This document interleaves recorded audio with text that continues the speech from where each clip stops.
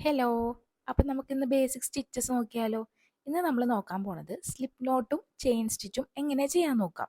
Slip not ചെയ്യാൻ വേണ്ടിയിട്ട് നമ്മുടെ രണ്ട് ഫിംഗേഴ്സും ഇതുപോലെ അടുപ്പിച്ച് വെച്ചതിന് ശേഷം യാൺ ഇതുപോലെ ക്രോസ് ചെയ്തിട്ട് വെക്കുക. അതിനുശേഷം നമ്മൾ നീഡിൽ ഇങ്ങനെ വേണം പിടിക്കാൻ. എന്നിട്ട് താഴത്തെ യാണിൽ കൂടെ മേളെ യാൺ ഇതുപോലെ വലിക്കണം, ആ ഒരു ടങ്ക് ഉപയോഗിച്ച്. നമ്മുടെ യാൺ ഹുക്കുമേലേക്ക് ആയതിനു ശേഷം നമ്മൾ ഇതിൻ്റെ രണ്ട് യാണും ഇതുപോലെ വലിച്ചു കഴിഞ്ഞിട്ടുണ്ടെങ്കിൽ നമുക്കതിൻ്റെ ആ ടൈറ്റ്നെസ് അഡ്ജസ്റ്റ് ചെയ്യാനായിട്ട് പറ്റും.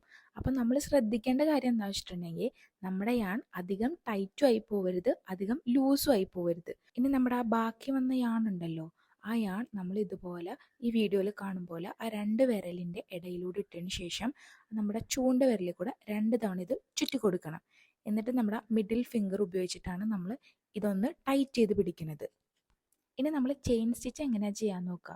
അത് ചെയ്യാനായിട്ട് നമ്മുടെ ഹുക്ക് ആ യാണിൻ്റെ മേലെ വെച്ചിട്ട് ഒന്ന് പയ്യെ ട്വിസ്റ്റ് ചെയ്തിട്ട് അതങ്ങോട്ട് യാണിൻ്റെ ഉള്ളിൽ കൂടെ എടുക്കുക.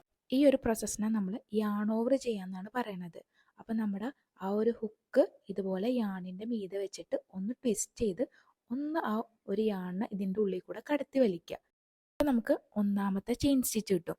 ഇതുപോലെ നമ്മൾ എത്ര തവണ ചെയ്യണോ അത്രയും ചെയിൻ സ്റ്റിച്ച് ആയിരിക്കും നമുക്ക് കിട്ടുന്നത്. നിങ്ങൾ 2-3 തവണ പ്രാക്ടീസ് ചെയ്താൽ മതി, അപ്പോൾ തന്നെ നിങ്ങൾക്ക് അതൊന്ന് ക്ലിക്കായി കിട്ടിക്കോളും. ക്രോഷയിലെ ഏറ്റവും ബേസിക് ആയിട്ടുള്ളൊരു സ്റ്റിച്ചാണ് ഈ ചെയിൻ സ്റ്റിച്ച്. എല്ലാ സ്റ്റിച്ചസിൻ്റെയും ഫൗണ്ടേഷൻ ആണെന്ന് കൂടി നമുക്കിത് പറയാം.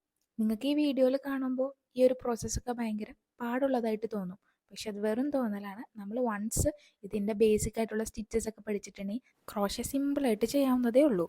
ഇനി ഈ ചെയിൻ സ്റ്റിച്ച് എങ്ങനെയാണ് കൗണ്ട് ചെയ്യാമെന്ന് പറയാം. ഇതുപോലെ നമുക്ക് ഓരോ സ്റ്റിച്ചും വി പോലെയായിരിക്കും കിട്ടുക. ഒരു വി ഒരു ചെയിൻ സ്റ്റിച്ച്, അങ്ങനെ എത്ര വി ഉണ്ടോ അത്ര ചെയിൻ സ്റ്റിച്ച് ആയിരിക്കും നമുക്ക് കിട്ടുന്നത്. അപ്പോൾ നമുക്ക് നെക്സ്റ്റ് വീഡിയോയിൽ അടുത്ത സ്റ്റിച്ചസ് ആയിട്ട് വരാം. അപ്പോൾ ശരി, ബൈ ബൈ. പിന്നെ ഇഷ്ടപ്പെട്ട സബ്സ്ക്രൈബ് ഒക്കെ ചെയ്തൊന്ന് സപ്പോർട്ട് ചെയ്യണേ.